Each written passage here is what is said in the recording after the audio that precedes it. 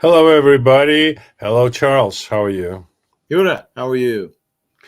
Charles is our friend, a friend of our program, and a personal friend whose book, In Russian Wonderland, we have enjoyed for a while. And it's a very interesting account, extremely credible about what life looked to him when he was in the Soviet Union in the 70s. Now, Charles Cole came up with a new book, which is called um, Not So Sweet, Not So Ironic. It's called America in Name Only. And Charles is about to tell us what the book is about. And of course, the book can be reviewed and seen and purchased on Amazon. The link is below this video, wherever you can see it. You'll find the link to the Amazon where you can see the book, buy the book. And if everything else fails, you just go to Amazon.com and you enter Charles Cole and you enter America in Name Only, either or you come to this book. Charles, I would like to start with what any good enterprise in the United States begins with. Is the Pledge of Allegiance, and your reading of it as described surprisingly close to the end of the book when you talk about emphasizing certain things. And I remind everybody that I pledge allegiance to the flag of the United States of America and the republic for which it stands, one nation under God, with liberty and justice for all. So, what's your reading today of this Pledge of Allegiance? Well, as I put in there in the conclusion, that was that was very hard for me to write because I've said that pledge thousands of times over my life, and it's always been an expression of honesty and how I felt about the country, and still do about the ideas and the notions behind the country as founded. Unfortunately, if we take it apart word by word, and which I've done in this chapter, you'll see that a lot of this we're simply saying words. Are we indeed one nation anymore? I mean, I suspect that if we had an election in this country this year between, let's say, a hypothetical election between Ronald Reagan and Leonid Brezhnev, I'm afraid Brezhnev might win. It's become so divided. The Bolshevik Jacobin left, as I call them, they have infused so many wedge issues, and they've done it by race, by ethnicity, by class, by gender, by you name it. And they have jammed wedges in there to divide people and use it for their political purposes. Under God, well, I don't know how much more we need to talk about that. The Supreme Court, way back in 1962, said, no, you can't say the Lord's Prayer in schools. No. And ever since then, it's been just a steady decline downwards.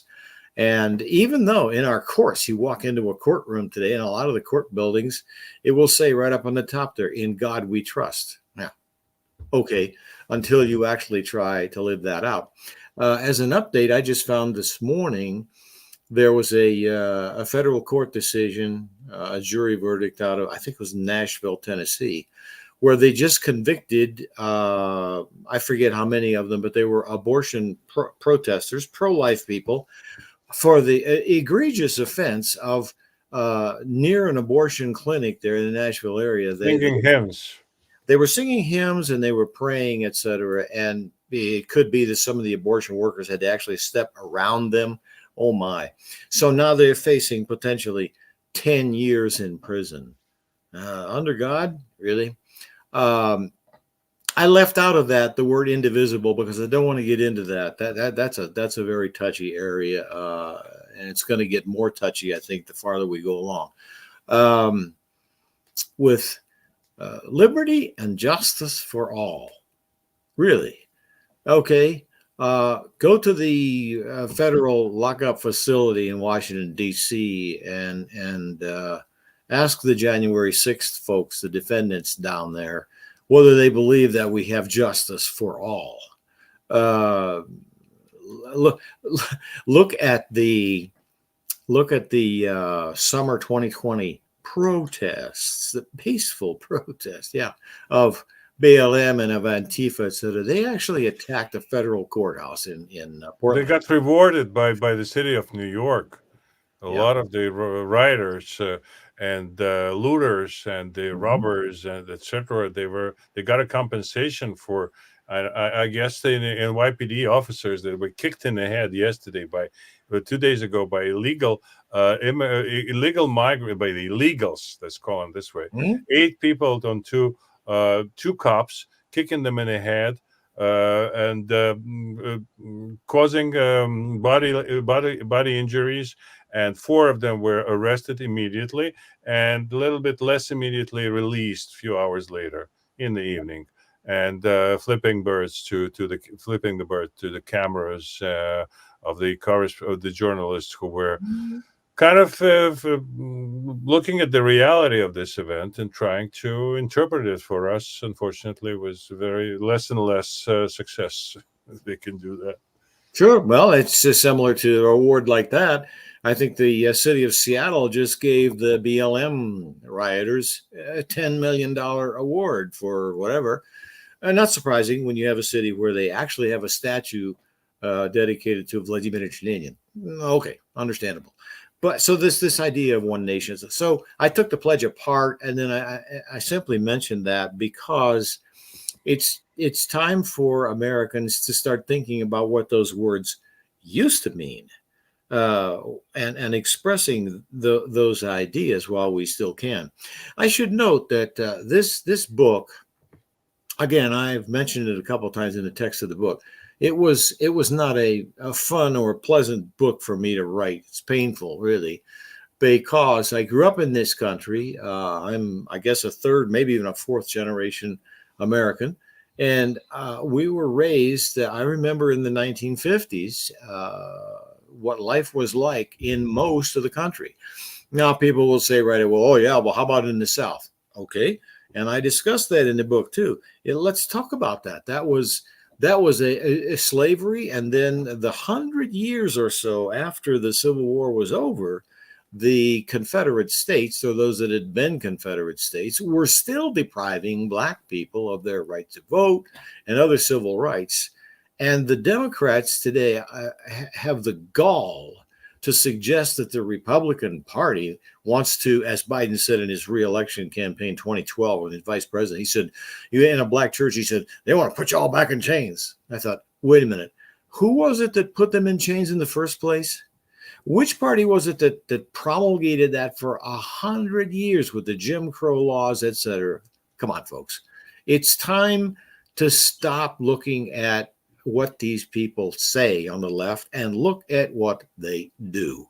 So the book, the primary reader audience that I hope for this book will be younger Americans. Now, some people will look at that and say, oh, okay, well, I'm old, so it's not for me. Well, you might be a little up in years, but do you have grandchildren? Do you have children?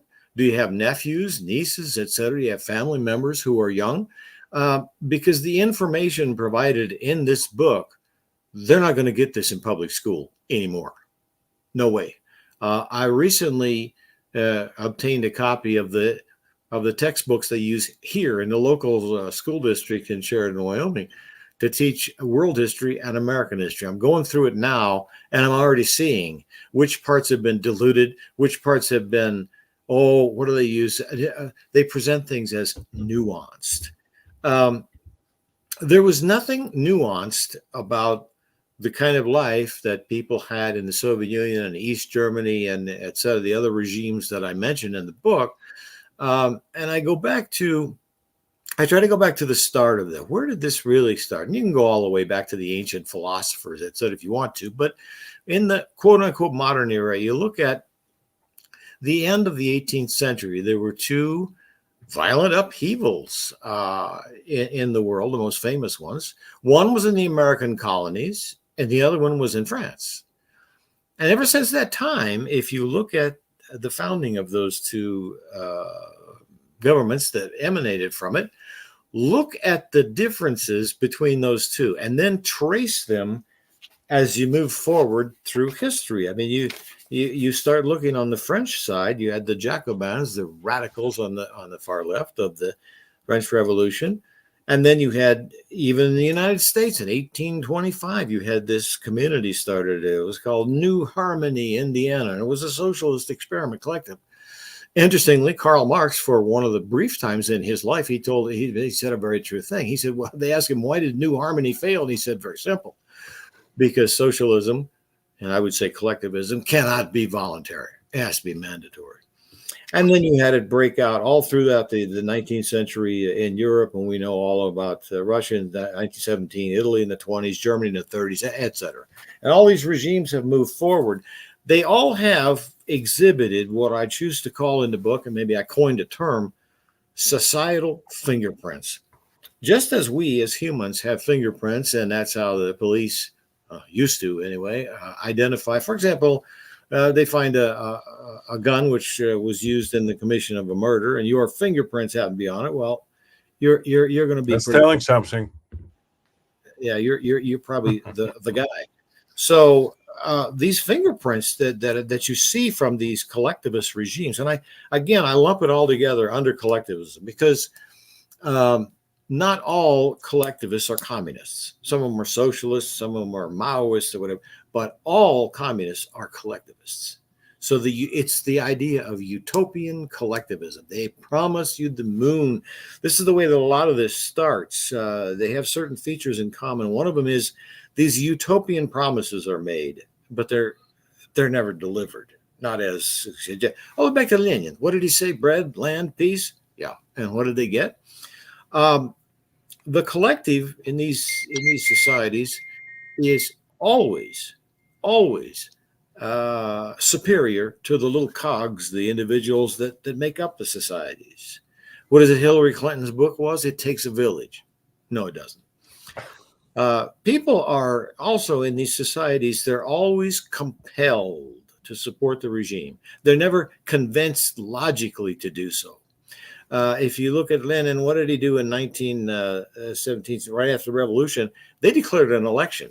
And then the election results came in. He didn't like them, so he dissolved the entire process and turned it over to the Soviets that he created. In these regimes, propaganda, see if this starts to sound familiar. Propaganda is incessant. It's 24/7, 365. And the lies are repeated, slogans, etc., ad nauseum. Do you remember in your time in the Soviet Union? I mean, I saw it in the 70s, especially in the big cities. They had at the top of these buildings, you'd have buildings 5, 6, 7, 8, 10 stories. At the top of them, in very large letters, white letters, they'd have these slogans, peace, brotherhood, unity, all these things. And glory to the Communist Party. Exactly. And these things were displayed everywhere. And now what do you see in the United States? Save our democracy. They might as well put that up on a building. So they might put it up on the White House. Put it at the top of the White House. Even though what they're doing electorally is hardly democratic, small d. So you see these things happening. Another thing is the regimes that we're talking about always identify enemies. They've got to have scapegoats. They've got to have people they can blame for all of society's woes. And I think I cited in the book some examples of our federal officials, Biden, Kamala Harris. I think, what's his name? The famous one from DH, Mayorkas. They've identified as a national security threat white supremacy. Okay, so now we're starting to see the identification of certain groups of people who are dangerous to society. So they have to be dealt with. And again, we can talk about things like elections. You remember what elections were in the Soviet Union, right? Oh, yeah. Oh, yeah. I mean, if you arrive, you get a can of sprats, tiny anchovies in the oil. So that was a high delicacy at the time. So if you arrive, you get a tin of fish. fish and you better vote the right way, because if but there's only one way. There's no competition. There's one candidate. Yeah. One Russian told me one time I think it was in Leningrad. He said, I remember an election where I decided just to be a funny guy, and I marked. He wrote in the Russian for none of these. Send more names or whatever. They They traced his ballot down, and they came and he got the knock at the door, and they said, what are you, a comedian? Or, hey, we know who you are. We know what you wrote. Don't ever do that again. The other thing is, and I put a chapter on there, I think I called it the fourth branch of government. These regimes all have these huge bureaucracies, and they implement and enforce the regime's policies, procedures, programs, dictates, whatever. So some of that stuff that I just reeled off may start sounding familiar to people here. And that's the point of my book. Look around, just take a look at what's happening. Look at what happened historically. And I walk through several of these regimes. I say, look at this, now look at that. Interestingly, I think I quoted Gorbachev in the book. He said, years after the Soviet Union fell apart, he said words to the effect that, with glasnost and perestroika and all this, I expected to run up against a brick wall of the nomenclatura, the bureaucracy, the oligarchy. He said, but what happened was they just absorbed everything that I was saying into this glob and just digested it, and it disappeared. And today, if you look at these, here's an example from America in name only. We see these cabinet officers, most infamously Mayorkas, but we see the director of the FBI. We see Garland, the attorney general. We see them go up to Capitol Hill, raise their right hand, swear under oath to tell the truth, and then they ask him questions like, "Mr. Mayorkas, is the border secure?" Oh, yes. Yeah. So they used to, and I remember in the 60s, early 70s, these types would hide behind.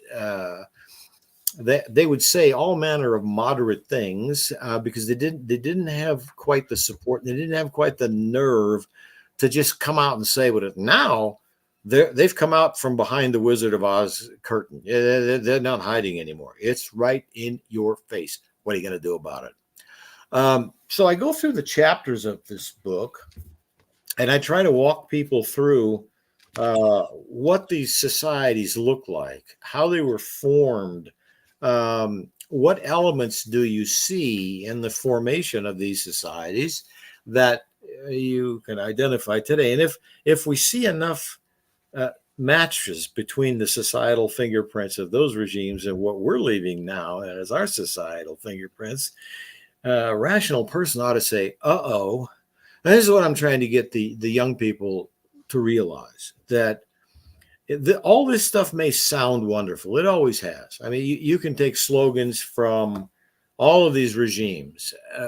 Look at France in 1790. They still promulgated the nonsense that the Declaration of the Rights of Man. Yes, it's a beautiful document. It is. You read it and you think, oh boy, I'd like to live there. Until you realize that they're words on paper. They were not put into action, etc., any more than Stalin's constitution was, or Brezhnev's constitution. But no, there were words in the Soviet Union, in the Soviet Constitution. It said what? Every citizen in the Soviet Union has a complete right to express himself, freedom of this, freedom of that. None of it was true. And so when you look at what they say or write versus what they're doing, that's where we need to make the differentiation, and that's where we need to go with it. I'd like to add one other thing that's really, it just grates on me every time I see it. Now, our friendly side, people are wearing hats similar to yours and mine. They'll say things that without thinking that have been, now they've become just part of mythology. The left and the right, that whole business. If you go back in history, where that actually started was in France during the time, right at the time of the French Revolution. And the terms left and right emanated from the French National Assembly when they met. From the speaker's podium, if he looked to his far left, he saw the Jacobins and the radicals of the French Revolution. And way to his right, you saw the conservative types, the monarchists, etc., people that believed in common sense law. They saw that things needed to be reformed, but they wanted to do it in a legal, rational way. So that was left and right. Then, about 100 years or so ago, certain historians and other activists decided, wait a minute, we need a way to differentiate between, for example, Lenin and Stalin, way on the left, and something on the right. And the something on the right happened to fall in their lap. They said, well, that's Adolf Hitler and the Nazis. They're the opposite of Lenin and Stalin on the left, and communism, etc. No, they weren't. They were two sides of the same collectivist coin. Now, you can say there were slight differences in it. That's true. Scapegoating different. Lenin scapegoated who? The rich peasants, the anti-revolutionaries, etc. The White Guard, and Hitler. He was very flexible. Lenin was scapegoating whoever was convenient. Sure, To and then scapegoat Stalin, at the moment. and then later Stalin, Stalin with the kulaks and all that. Well, in the case of Germany, it just happened to be Jews, and shortly after them, Slavs. And Christians. It was all, and it was all racial and ideological. So, I mean, you can find little differences like that, but they're not worth a nickel because the procedures, the approach, the things that they were doing were so similar. We have documentation. I've seen it where long before there was an official treaty between a non-aggression pact between Germany and the Soviet Union. Before that, there were dealings between the Soviet Union and Nazi Germany, and there were agreements that Lenin was putting people into concentration camps 15, 20 years before Hitler ever showed up. Yeah. And the Gestapo, the Nazi German secret police, they were training the NKVD guys. Well, here's how you do this. Here's how you do that. And Gasenwagens were also invented sure, in Soviet Union. Dushagupka, sure. I mean, but again, so this, and some people will come back at me and say, oh, well, wait a minute, but Goebbels himself called himself and his movement Die Rechte, the ones on the right. Oh, now you're going to cite Joseph Goebbels for me as a valid source of, pardon me? You know what else he said? Just take a look at the man. So the whole differentiation has been blown out of proportion, and you see it today. How many times they compared Ronald Reagan, and after him, George Bush, and now Donald Trump, they compare them to Adolf Hitler. They say these are Nazis. They want to do this and this and this and this to you. So I'd like to get that out of the way. I am on the right in the traditional French meaning of the word, the way it was conceived, because I believe in constitutional order. The ones on the French right, way back then, they wanted a constitutional monarchy the way Britain has. No, the far left had to have the violent revolution, cut these people's heads off, etc. Another feature of a lot of those regimes, if you recall, they all started with the notion of we have to destroy everything that's come before. We have to totally level society, just destroy everything before because it's all rotten and we have to fix it. Marx, if you read the Communist Manifesto, it's loaded with destructive terminology like that.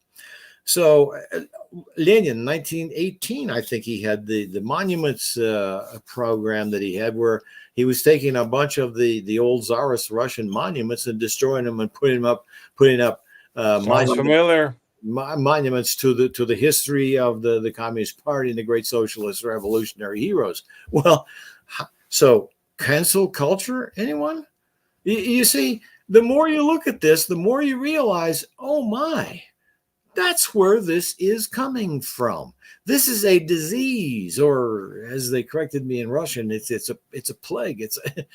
But it's been there for the longest time. And people will say one of the excuses that that you hear from the left professors all the time is, well, those regimes, they were the wrong people were in charge. But when we get to be in charge, aha. Okay. So they're telling us that basically for the last 220 years, all the people that have been involved on that side, from Marx to Lenin to Stalin to Hitler to Mao to Fidel, you name it, they've all been wrong. You have the same things occurring in society after society, all those decades, centuries. And it's been tried in various geographical locations, been tried by various ethnic people. It doesn't work. And the simple reason that it doesn't work is because of human nature. And that's another thing where they always would say, the Soviets would say, let's create this new Soviet man. And in Germany, Hitler flat out said, wir müssen einen neuen Menschen erziehen. We have to bring up a new man. It's this concept of the new man. Not only do we have to destroy all the monuments and all the stuff and everything and all the laws, we have to also create a new being who will be, of course, subservient to us, the ruling elites. That notion has been around since the days of the Jacobins, and it has not changed, not one iota. And now look at our educational system. Here's another great fingerprint from those societies. The goal of education in those societies was what? And I don't mean the areas like in scientific physics and techno. No, I'm talking about the overarching goal of the entire educational process was what? Obedience to the state. Participate in our society. If you don't, well, you're a problem. You become part of the scapegoat class. Look at what's been going on in American education.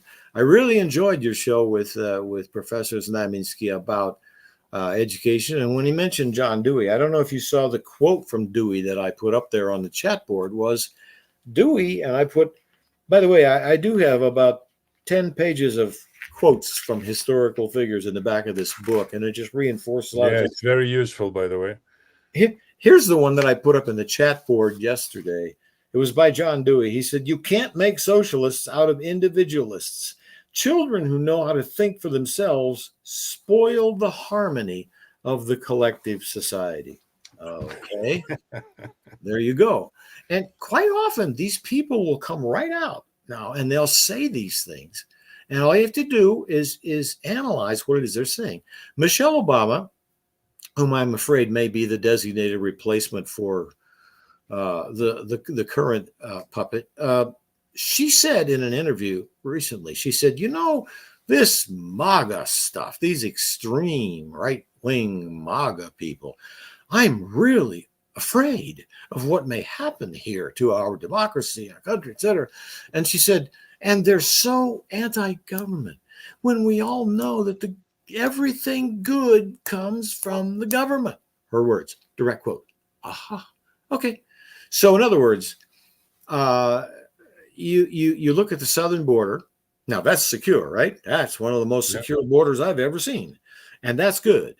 And the government, which has certain basic functions as enumerated in the Constitution, totally, not only are they abrogating their responsibility, they're encouraging this stuff. We've caught them with apps, where they tell people, all right, you come in here and then we'll take you in, process you and fly you to wherever you want to go. And so every once in a while, they'll just come out and blurt out something like that.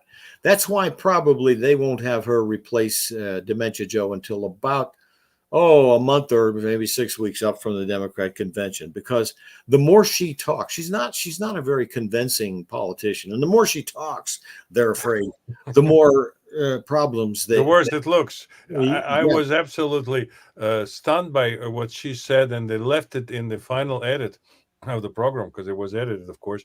When she said, I mean, on the good side, she's acknowledged that the wealth is trickling down. That's the kind of law of physics, and that's how things are in the world ruled by gravity.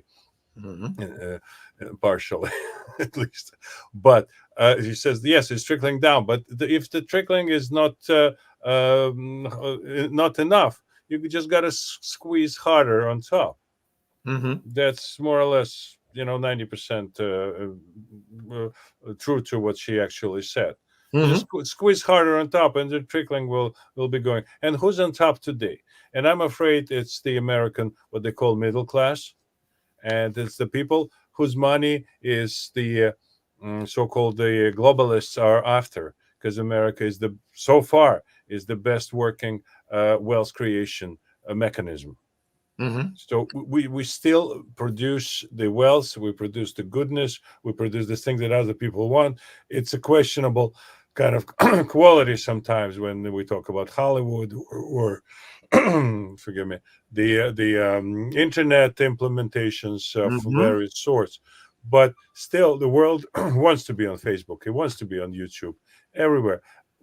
Like in Russia, if you look at Russia, and I want you to say a few words about your being in Russia. So you had this very unique experience compared to many other people who talk about Russia on television, being a correspondent there, and you kind of have a better, in my opinion. I spent 36 years under Soviets, so to speak, but in particular in Russia, they created lots and lots of kind of knockoffs of what you see in US made internet. They have their own Facebook, they have their own YouTube, they have their own whatever. Nobody goes there. I Mm-hmm. mean, very, very politically oriented people, they're patriots, Russian patriots. They go there. Putin supporters, don't want to go to YouTube. But a lot of people still come to Facebook, still come to YouTube, still come to X, formerly known as Twitter, etc. So still, America prevails. But the quality on the average, I'm afraid, is not going, on the level that it used to be at. But tell everybody about your trip to Soviet Union and and it kind of was written in the stars that you're in your age were in a situation in a position where you kind of looked into the I would say in the heart of darkness in a way. Mm-hmm. Yeah, I've reflected on it, especially while I was writing this book, and I thought to myself, it's very interesting. The good Lord put me in an ideal position to not only study these things, but to actually observe them. And I was there, as you mentioned, I was there on a USIA, an information agency, U.S. government exhibit. We used to send those once a year behind the Iron Curtain in the various countries. I know you attended a couple of them. Oh yeah, that's right. Um, we by the time I went there on that, I had been studying, learning Russian, using Russian for about 6 years. So I was fairly conversant, and we were all Russian speaking guides, and we were able to speak to Soviet visitors to the exhibit in their language and present some, shall we say, alternative views of society and government, politics, life in general. That's why the Soviets hated our exhibits so vehemently, because this was poison to them. So I saw things and some of them I put into the first book, in Russian Wonderland, and some of them I repeated in this book just for emphasis, talking about freedom of speech. I can't tell you how many jokes that I heard in this. I wish I'd had a handheld a recorder and just recorded them all, because one after another. These, as you remember, they were told within the family, in private, only close friends. You don't go out there. Sure. You don't go out there in Red Square and scream your opinions out. You can once, but for the control of information was absolutely diabolical. I think it was in Kazan, or one of the cities we visited. I looked up on the shelf. There was this little radio, and I turned it on, and then I'm looking for the tuner knob. It was tuned to Radio Moscow, and I'm looking for the tuner knob. There wasn't one. So the two options on the radio were on and off. Uh, ditto with the television systems and all that kind of stuff. Foreign broadcasts were blocked, technologically blocked. Whether it was Voice of America, Radio Free Europe, whatever it was, those were blocked and controlled. Um, the what I saw also, the one example that I remember just talking about the lack of comparing what they say with what reality is. It was in Donetsk when we were in that city showing the exhibit. And one morning, I decided rather than have breakfast in the hotel, I would go into this miners' cafe. You know, the coal miners would gather there on the way to work. So I dropped in there and I grabbed an issue of Pravda for that day. And I'm looking at what they call the Передовая, the lead article of Pravda on the front left side of the page. It was the one for the communist line of the day. And the headline was amazing harvest. The latest agricultural harvest, the Soviet Union broke all records. It's amazing. And then so I'm in the restaurant, I'm in the line, and I get up to where they had the little bins there where you take bread. And all of a sudden, up on the wall, I see in Russian the sign which translates to take only the bread that you need because bread is a treasure. Okay, so you look at that article in Pravda, and then you look at the reality of the little crumbs of bread that are left there, etc. And the amazing thing to me is that people had become so conditioned to that, they accepted the lie because they couldn't really do anything about it. And when I look at society today here, how many things are we accepting? I have a chapter on follow the science ? And another one entitled equal justice under law ? I mean, the notion that we have the January 6th people, we have political prisoners in the United States now. These people didn't do anything wrong. They might have committed minor misdemeanors, etc., but they're still being in. I mean, this is indescribable. So many instances I put in there. I was there for 6 months, and we showed the exhibit in 3 cities, and then between the exhibit cities, as they transported the stuff to the next city, we got to travel around. So I was in a total of 9 Soviet cities, and that really left an imprint on my mind. And then after that, I went back to the same military institute where I had begun studying Russian years before, and I became a Russian teacher, and I interacted with many. I worked beside many former Soviet citizens. Now, some of them were real old guard. They were what we call first wave immigrants. They're the ones whose parents got them out of the way about 1915, 16, before that all happened. Then you had the second wave. Those were the World War II ones that got out somehow during that cataclysm. And then right before I retired, you had what we called the third wave, the ones who came to the United States after the Soviet Union imploded. So I had a cross section of views of so many stories. I should have stopped right then and there and written up some of those stories right there, because they documented for me everything that I had seen in the Soviet Union. So it wasn't some kind of mirage. It wasn't that we were seeing only the negative part and not the positive. No. You listen to story after story after story, and these people came from all over the Soviet Union, not just the big cities, but we had people from smaller towns, et cetera, that had gotten out. And it all melded together into a narrative, which I try to convey in this book, that it doesn't matter at all what these regimes say. And if you look at what they do, and today, when you compare what these government officials are saying and then look at what they're doing, I mean, the freedom of speech up to a point, as long as you think the way we do, you're allowed to support us with whatever words you want to use. But the minute that you get out of line, look what happens to some of these lefties that actually start saying things. They are isolated, and treated as pariahs. Most of them will then recant their stories, etc. I think it was Vladimir Lenin who came up with he called it democratic centralism. And he explained what that meant. He said, we can have the most knockdown, drag out arguments, fights, throw pies at each other behind closed doors. But when the party comes to a decision, you walk out that door, you are with the party, period. You do not execute. You do not deviate from that. And what do we see from the Democrats today? Same thing. They are in lockstep. Absolute. The Republicans, Some look at it as chaotic, but I look at it as at least expressions of individual thought and freedom of action. All the changes in leadership in the House of Representatives, for example, you would never see that with the Democrats in charge. And look at the voting records. Right up here north of us, we have a guy who is apparently going to run for re-election for a third term for Senate, named John Tester. This guy, I've seen his ads on local televisions here in Wyoming. We pick up a lot of their stuff from Montana.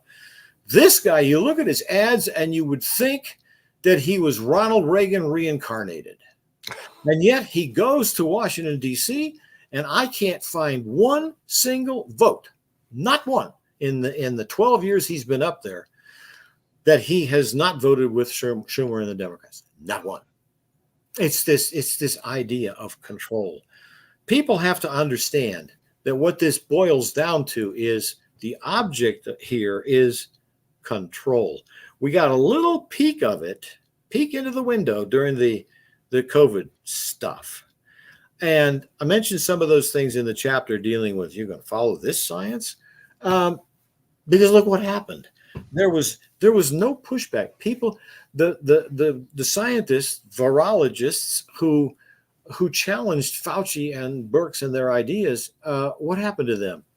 They were isolated. They were slandered. They were deplatformed. They were demonetized. De-everything. They were absolutely stuffed a gag in their mouth. And yet, what has happened recently? Now we come to find out.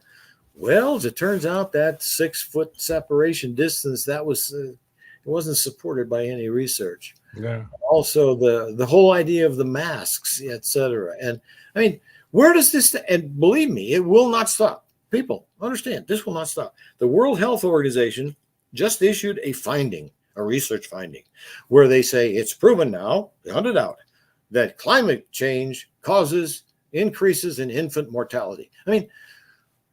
Then you go to the science of chromosomal biology, which has been unchallenged for, 500 years or whatever. No, turns out that humans can just decide, well, yeah, I was born a Johnny, but I feel like a Janie. So you will call me Janie and you will use the pronouns that I dictate to you. And if you don't, you'll regret it. You see, these are all symptoms of a disease. And my goal is to have the young people just stop, look at the evidence, think while you still can, because this is not going to get any better. If God forbid, somehow they manage to wiggle their way back into another 4 years with another Obama puppet in charge of things, I see very, very, very bad things. And that's when I get the flashbacks to what I saw in the Soviet Union. And I remember whenever we would be discussing controversial things, such as the situation in Vietnam or whatever, I noticed that when we would come up with arguments that were contrary to what the standard line of the Communist Party of the Soviet Union was, these people would they were interested, they would listen. But then there would be a KGB plant there who would start screaming this or that or the other thing at us. And I noticed the look in the eyes of many of the Soviet visitors, and there was fear. You could tell they were afraid to speak up, even if there were some examples. The one that I remember and always will, we were talking about Vietnam. One of these Soviet plants was working me over saying, well, Vietnam, you got in there, why you're going to save Vietnamese from Vietnamese, is that it? And there was a guy standing right behind him, about a foot taller than he was, red-haired guy. And he leaned over to the guy and he said, yeah, sort of like we saved the Czechs from the Czechs in 1968. And that crowd just vanished. They did not want to be anywhere near that because they figured, oh, this guy's going to get it, and I don't want to be standing next to him when he gets it.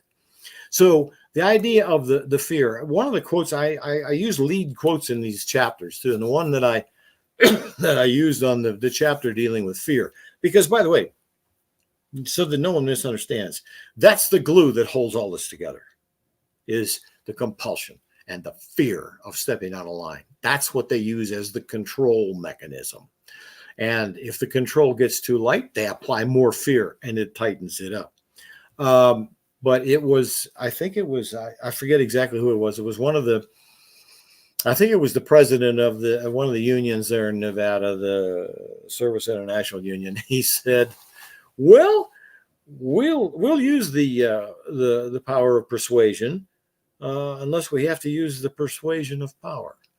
Okay. Mhm. See, every once in a while they'll slip through with one of these nuggets. I would also add that I put, in addition to the quotes way back in the back, I put a bibliography of several books that I think are relevant to people if they want to check out hard evidence. And there is one, speaking of John Dewey, you guys were talking about him yesterday. There's a book by Henry Edmonds, and it's called John Dewey and the Decline of American Education. He documents all this stuff, and he just takes Dewey apart.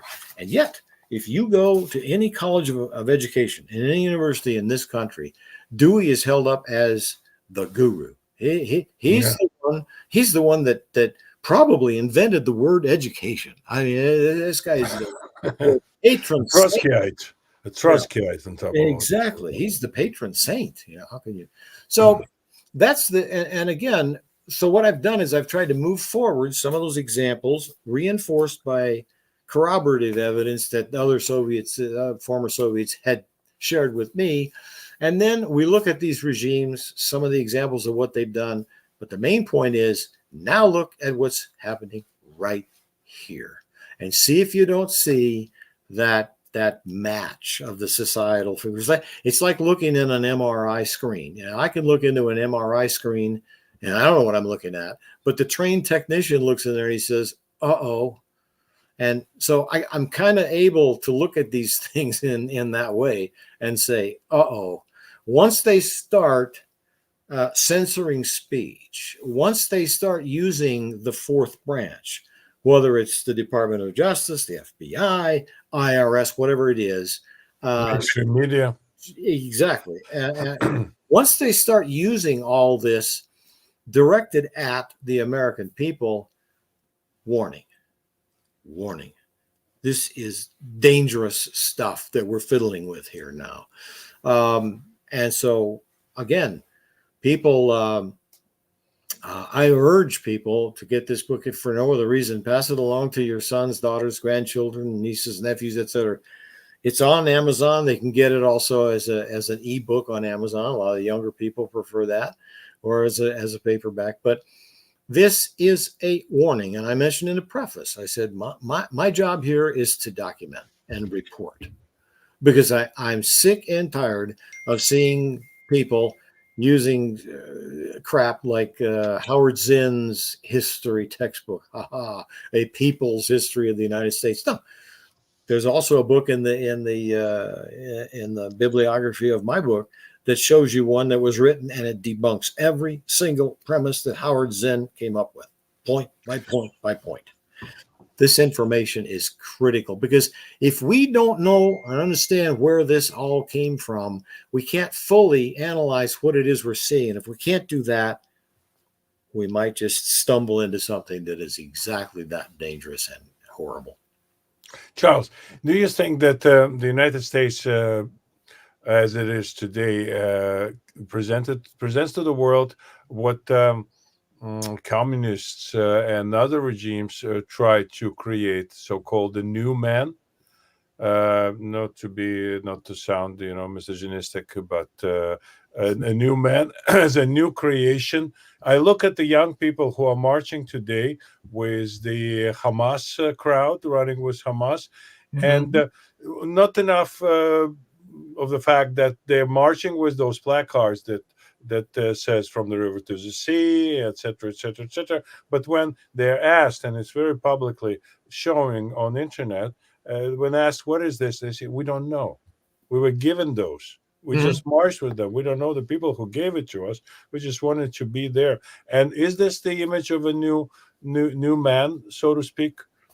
Well, it's a feature of the same thing. The main feature there. And by the way, I remember in the well, it was actually in the early 70s when I got out of the military and went back to college. I remember seeing demonstrators, anti-war demonstrators, carrying the same kinds of signs that you're talking about, and that's over 50 years ago. So there's nothing new with the strategy, the tactic of the business about it. Again, it goes back to an old French saying the Jacobins had, which translated to, if you remember that left-right dichotomy that we mentioned in France, their slogan was "No enemies to the left." Yeah. They follow this religiously today. You will never will you see Chuck Schumer, for example, attack any of the three super left justices on the Supreme Court. Never. He'll always, and the corollary to that is always attack to the right. So if you look at those demonstrators, okay, Israel is, by all accounts, the only true democratically run country in the Middle East.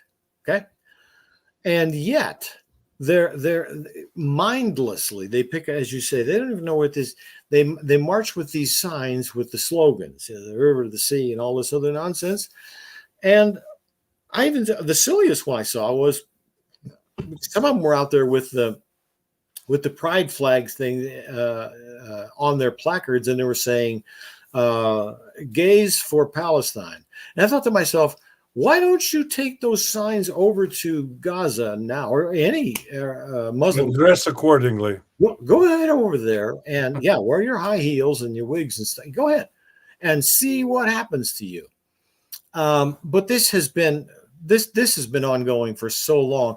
I don't know if the Europeans, Europe has been a strange lot for a long, long time. Have you noticed, though, that the more they preach these things like climate change and gender, trans, etc., the more they insist on these, when it comes time, when the rubber starts to meet the road, look at the farmers now from the Netherlands, from the Baltic countries, and they're converging on the EU summit that's happening now, and they're saying, knock this off. So eventually, you can hypothesize about electric cars. Biden has even said, I heard him say one time, he said, well, our plan is within another 7 or 8 years or whatever, we're going to have electric tanks. Okay. Does anybody stop and think the size of a battery that it would take to power an M1A1 Abrams tank?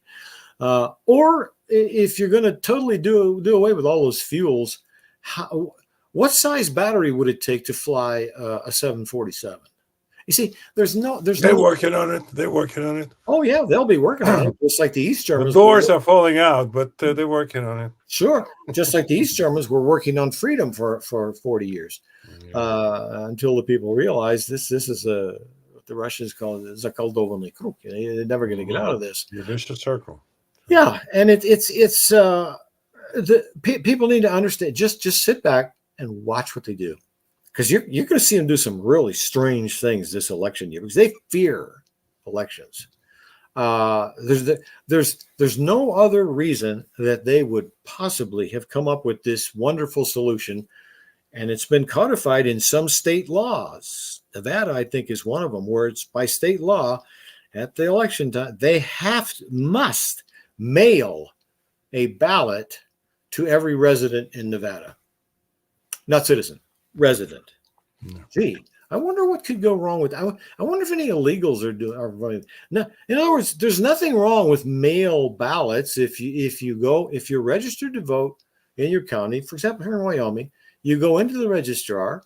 You're registered to vote. If you're not, they'll take your ID and they'll check your citizenship and all this. Fine, you're registered to vote. Then you can request for them to send you what we used to call an absentee ballot. Well, that whole process has been perverted now. If it's almost that there was a bipartisan commission in 2005 that studied federal election reform. I think I mentioned it in the book, and it shows that you mustn't do. Center, I think. Yeah, you mustn't do these 5 things because they're dangerous, and the Democrats are using every one of those 5 things. You have to ask yourself, isn't that a strange coincidence? So that's why, unfortunately, I also have a chapter in this book, and it's called Excusing ignorance. We've known about a lot of this stuff for a long, long time, um, but how actively have we stood up and opposed it? How, in other words, if you're going to be a citizen of a constitutional republic, you have a duty, a civic duty, to inform yourself and to actively participate in the process. Our people just haven't done it. I ended that one chapter, I think it was on the excusing ignorance, with an old quote from 1790 from an Irish judge by the name of John Philpott Curran. And the quote was this: "It is the common fate of the indolent to see their rights become a prey to the active. The condition upon which God hath given liberty to man is eternal vigilance, which condition, if he break, servitude is at once the consequence of his crime and the punishment of his guilt." Amen, brother. That's what we're looking at. Charles, thank you so very much for your presentation. Friends, you don't need a license to buy this book. So far, you don't need anybody's permission. No one can stop you.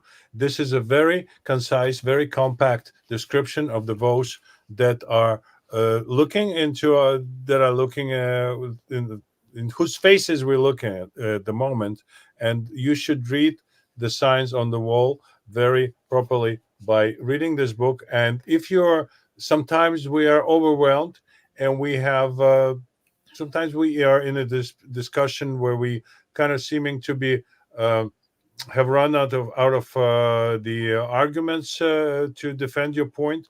This book collects them all, and it's a fruit of Charles' meditation and thinking and writing what he deems very important for the moment we live in.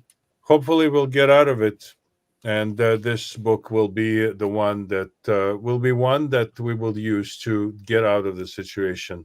That by one reason or another, we're still looking for the reason why we are in it, in this position. But this book is a help to us all. Charles, thank you so very much. Thank you, Yura. Enjoyed it. It's very easy to read as well. Thank you. Take care, everybody. Get the book.